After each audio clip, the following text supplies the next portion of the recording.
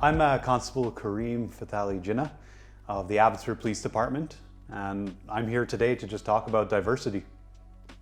My name is Khurram Javed. I'm a local resident living in Abbotsford for about 6 years with my family here, and we're going to talk about diversity.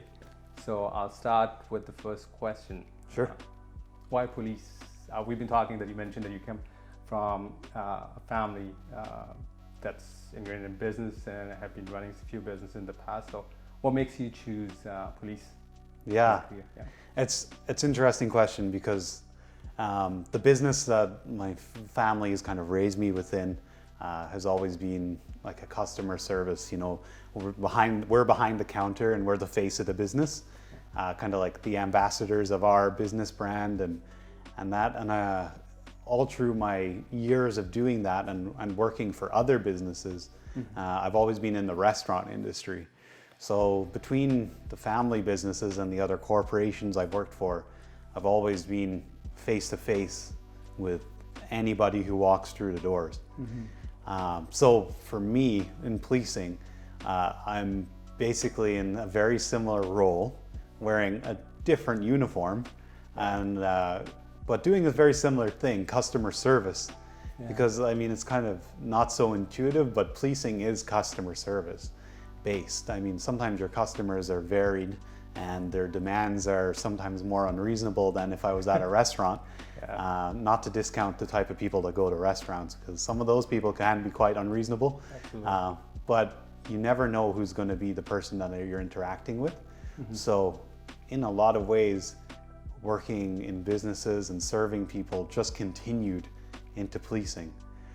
So unknowingly, my resume of what I did previously before joining the Abbotsford Police a couple of years ago prepared me for joining the Abbotsford Police a couple of years ago, because I was able to learn about how to deal with people from all walks of life and all different types of backgrounds and cultures and everything like that. And I guess it's something that I didn't expect, that it all ended up happening that way. Amazing. But any quickly, what's the most rewarding part of your job and what's the most challenging part of your job now that you have been in the role for about, I think, a couple of years, 2-3 years? Yeah, I mean, that's a great question because you know, what was interesting about coming into policing, you know, I want to help the community. I want to, you know, the kind of stereotypical things that you would think and that you say on your, you know, reasons I want to become a police officer. I want to give back to the community that's given me so much. I want to make a difference. I want to, you know, make people feel safe. I want to work with, and you do all of those things. But, you know, the toll of policing is honestly, you are going to be around people and of all types, no matter where they're from, what they've done. You're going to be around a lot of people on the worst day of their lives. You know, it's very rarely someone will call the police department to say, hey, something really good is happening. We need the police here for that. And a barbecue party, right? Yeah, it's a barbecue. Come on over. Like, and we you know, I say it's very rare, but we, especially with COVID, you know, we've been asked to come out to kids' birthday parties. We've got to do that, little things like that, you know, lights and sirens on just to boost people's morale and kind of, you know, smile, wave like you had in a recent interaction with your child. And yeah, that was amazing. It's interesting that you brought it up. My recent interaction was I was playing with my 3-year-old daughter in the front yard.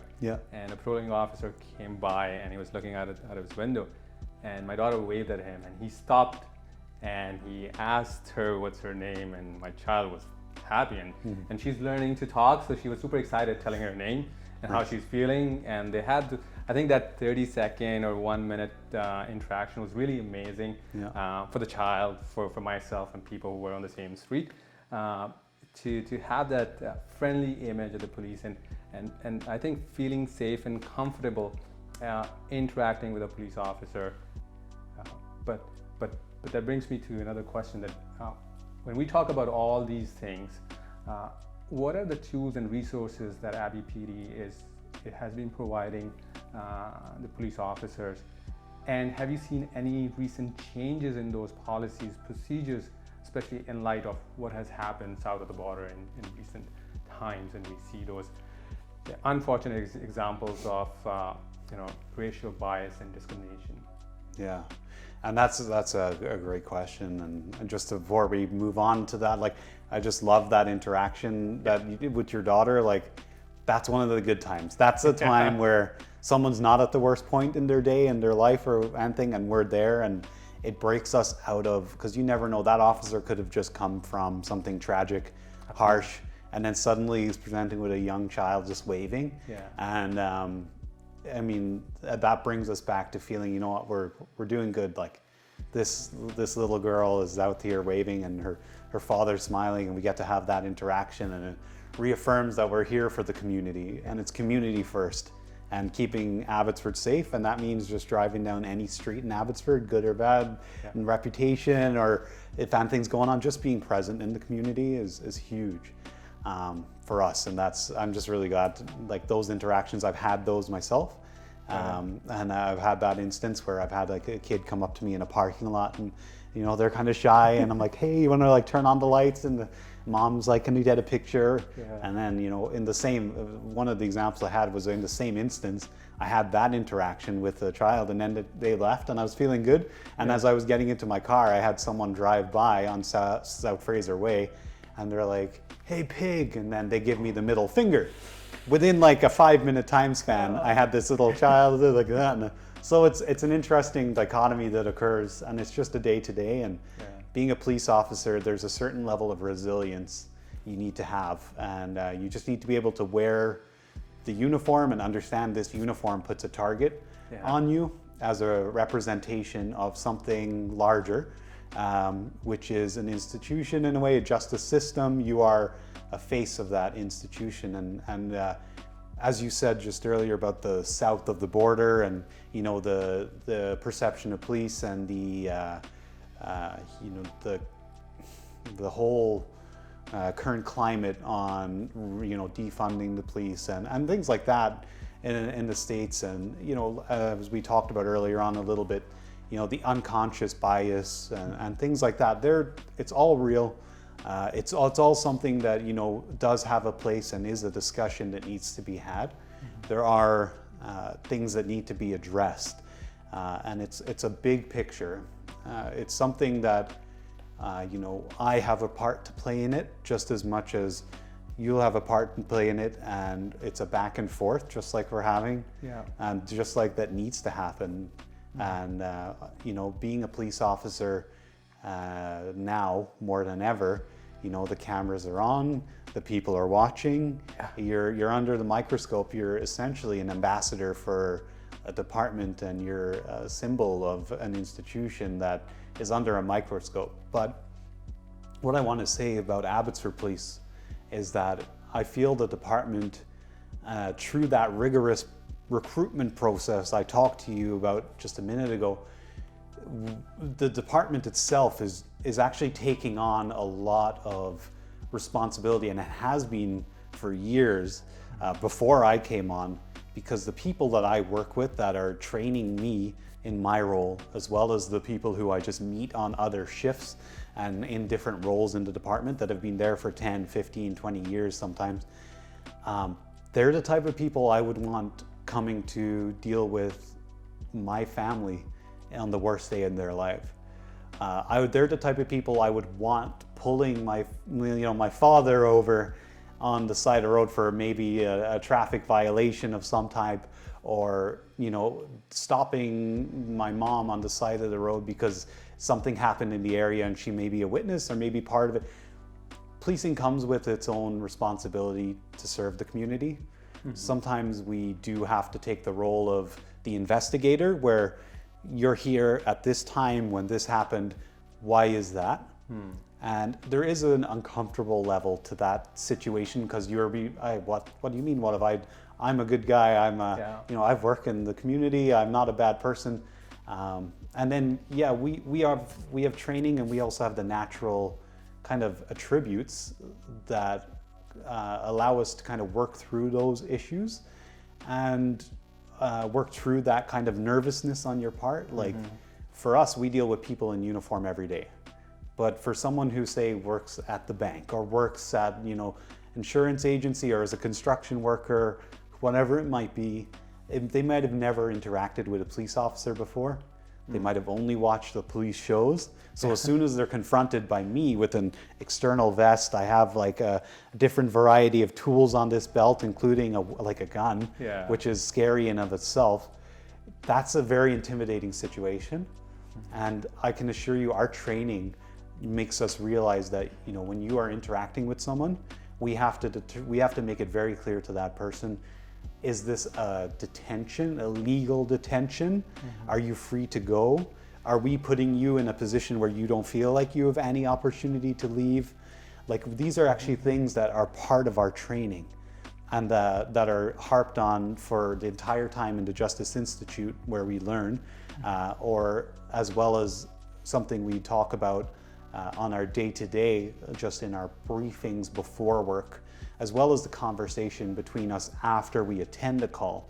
Because sometimes we'll attend a call and it's not what it's reported as, or it was unrelated, or it was a misunderstanding, and it happens, and we're called. But we always try to debrief the individuals we talk to. Like, we try not to leave a call without people understanding why we were there in the first place.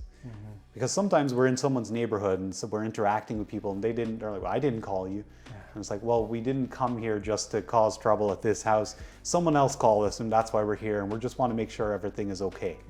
And they say, well, everything's fine. Why are you here? Like, everything's fine. I don't need help. And it's like, perfect. Well, that's all good. This is the reason we came. And we try and tell people so they get it from our perspective just as much as we need to understand the perspective of the person we're serving and the person we're interacting with. And all we can bring into that is our training, which is great and which has prepared us with these tools, as well as our past experiences. And that comes back to the recruiting. I'm someone who worked in a restaurant. I dealt with hungry people. Hungry people are not always happy people, but at the end of the meal, the person who is at the end of their meal is usually happier than maybe the person who came in. And that conversation I can have in the middle is very similar to dealing with someone who's having a rough time or has got the police called on them for some reason.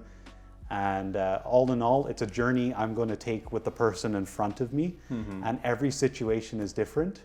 And I have to be aware that this person in front of me has had an experience before I was there, as well as throughout their whole life.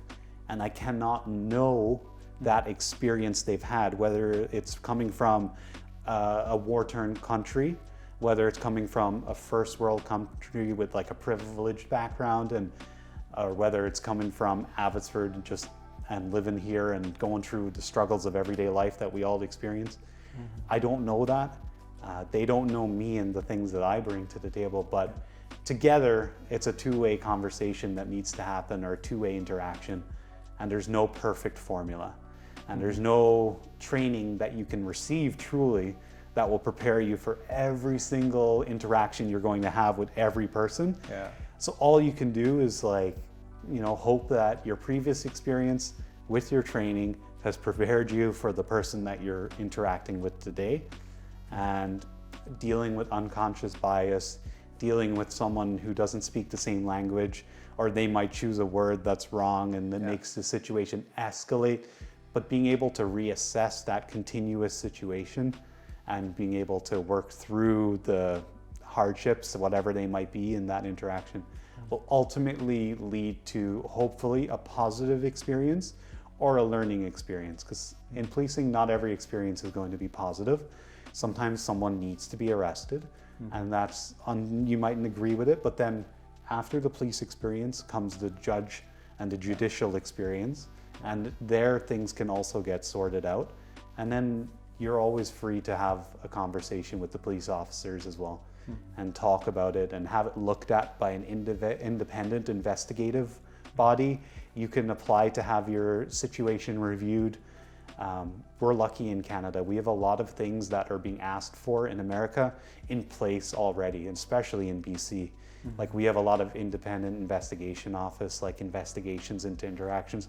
There's just a lot of systems in place, as well as training, that's already set us up to have maybe a little higher of a standard than some counterparts in other areas of the world. And we're just very lucky that Canada has that, and British Columbia specifically.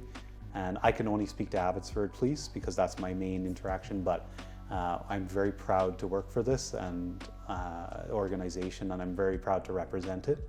And I would hope that you and I having a conversation like this really shows that it's a two-way street, and I'm just a normal person wearing an outfit. Absolutely. I think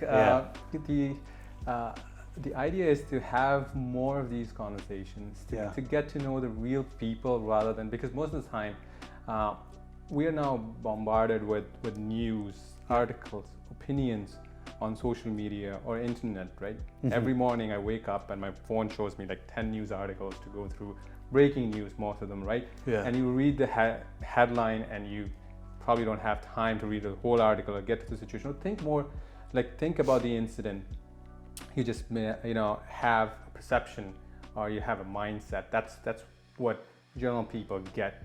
But when you get this close to a police officer or any professional, right? Mm-hmm. And you hear their side of the story, and you get to know so many things that you have to consider, think, process before you reach a conclusion, or you make a decision to arrest someone, or to even question someone, or even to stop somebody on the side of the road, right? All these, when you learn about all these processes, then you think that, okay, yes, the job is not as easy, or the incident might not have happened the way it has been reported in the news. But I'm happy to know, and I had different interactions with the police chief as well, and different police officers through the religious group that I volunteer for, mm-hmm. and at different public gatherings as well. And what I feel is that Abbey PD is probably proactively addressing some of these concerns or issues that are arising somewhere else, mm-hmm. which is very important, because yes, we're fortunate that we never had those kind of escalated events, mm-hmm. but it is very important to be a step ahead and proactively look at different opportunities where we can curb any possibility or potential escalation of that magnitude. So I think it is very important to have open dialogues, have these conversations. And I think the other thing is COVID has made it so difficult that we don't get to see police officers or Abbey PD volunteering or doing those basketball tournaments, or going into the schools, or mosques, churches, temples.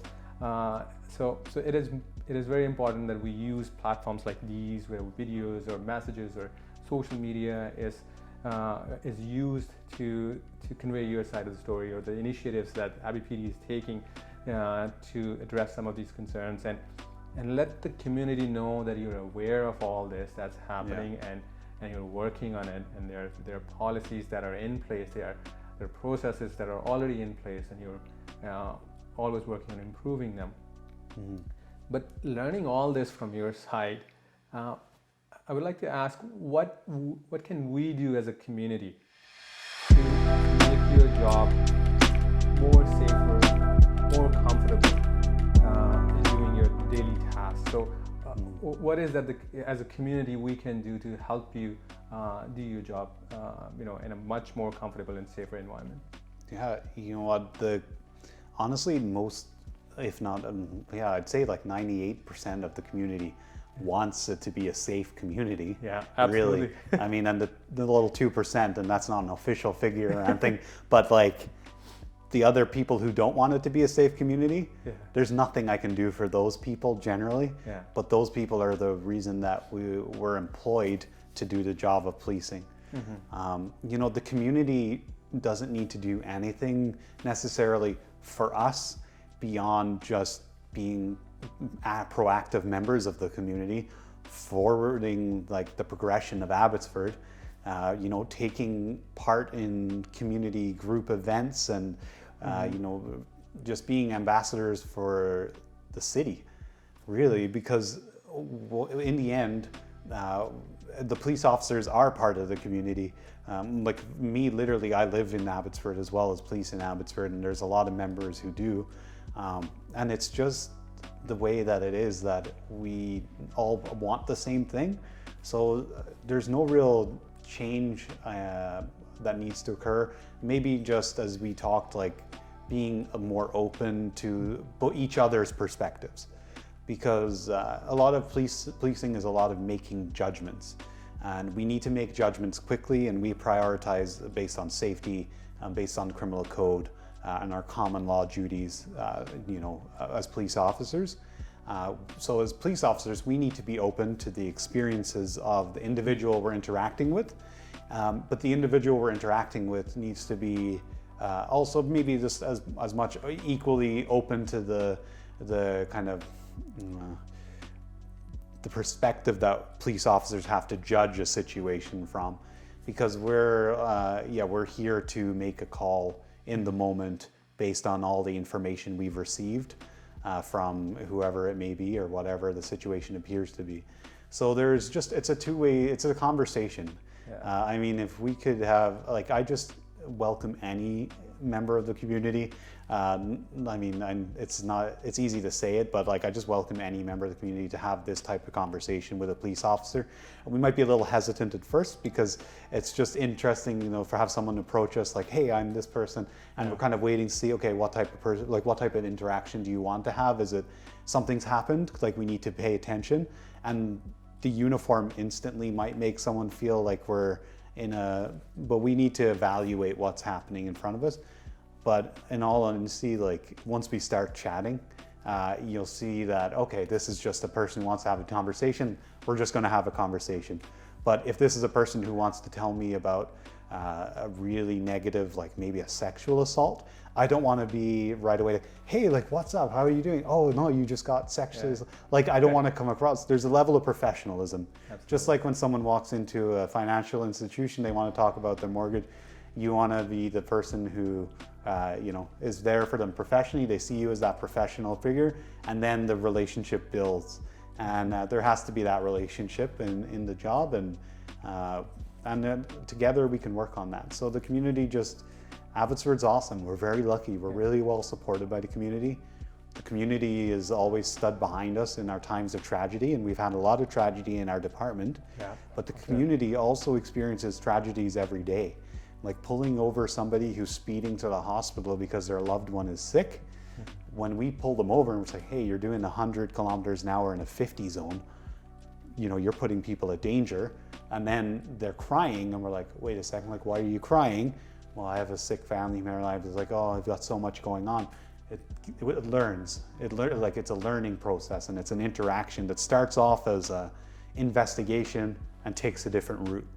But we can't figure that out until we have an open conversation about it, and it's not up to the person. They don't have an obligation to explain anything to us, but we also have an obligation to enforce whatever's in front of us, and we can use our our judgment on that. But you never know what's going to happen in any situation. So, yeah, the community people keep on being good, and keep on being open and being willing to have that perspective on our part, and all we can do is do the same thing for you, and the department's given us the tools to do so and chosen the right people for the position that they're in. Most times there's always going to be some bad apples and some people who take a turn after a couple of years or get jaded in the job. That just happens. But the rest of the department, it's up to us as police officers to hold the other members and people accountable for their actions too. So yeah, and just in regards to this, so in your view and as a member of the community in a different perspective to a police officer, what's something that you feel Abbotsford Police could do better to better serve the community? Yeah, I think I'll share my experience of the last 6 years living in this community and interacting with Abbey PD and Chief as well.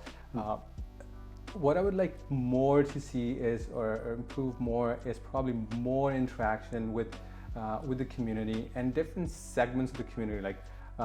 For example, we have some segments of the community which are not, the people who are not that open, or people who do not join those public gatherings or those open events where most of us are there. But what happens is most of the time we end up seeing the same people again and again, at different public gatherings or occasions. I think what ABPD can improve on or do a little bit better, which even I have to do because I volunteer for one of the religious groups here, and we are trying to do more of that to reach out to those certain group of people or those communities within our community, people who are not, people who do not go to those public events and they stay within their own groups. Because of certain reasons. Probably language barrier is one of the biggest pieces. So I think finding those opportunities where you can go and interact with those segments of the community, that will be really important, because you won't see those people, or you won't see those communities out there on the normal events that we normally do. So that's one thing. And then I think the other is more focused probably on compassion, empathy, and as I said earlier, the mindset to learn more. Like we at financial institutions do the same thing. We're both in a public service job, so every interaction is different. Every person that you come across comes with a different problem or a different concern, or from a different background or culture. So you have to take a pause and listen to the person and be curious enough to learn more about the person and their need and how you can address it. Like at a financial institution, it's about probably investments, lending, and all this stuff. So you have to just sit back and listen to the person, and then offer that person a couple of solutions, whatever your job mandates you to do. And I think the same goes with the police force as well. As you mentioned, that you have processes that you do and your data that you go through on your computers. When we see police officers sitting in the car and going on the laptop, before making a decision or before going in and even talking to those individuals. So I think just being curious to learn more about such a diverse community that we have here in Abbotsford, learning about different people. That's the other thing that we probably all have to do in our own capacity, and probably a little bit more on the ABPD. Yeah, absolutely, man. Yeah. I definitely understand what you're saying there. Yeah. And I think, like I've only been with the department for 2 years. I'm starting to get involved in this kind of role and media side of things, and a little bit more just public information and stuff. And I think everything you're saying is completely right and doable. And I think together, like officers to community, like members of the community, I think we can all bridge this like little gap that's there, and just come together, and then hopefully have some great conversations. Awesome. Oh, thank you so much. Yeah, of course. It's been a pleasure sitting here and talking to you. I think I've learned a lot. And I hope people watching this will learn a lot about ABPD and the job that you guys do. And I think we'll have to continue and probably have more of these dialogues to learn about each other's perspective and bring those biases down, which are always going to stay there, right? Unnaturally. Completely. Okay. Yeah. I mean, conversations like this are amazing for me, because it's, once again, I'm reflecting on the past couple of years, and to see where I've come from when I first started policing to now, like I've grown a lot, and it's only through interactions with the community and interactions with different types of people. So the learning and the continuation and getting better and becoming a better person never stops. And you've helped me here today just to do that. So I appreciate it. Yeah, it's a process everybody goes through, right? Totally. Perfect. Awesome. Yeah. Thank you so much. I don't know if you're going to do a fist bump or... Perfect. Yeah, thanks cheers. Very good. Thanks. Bye.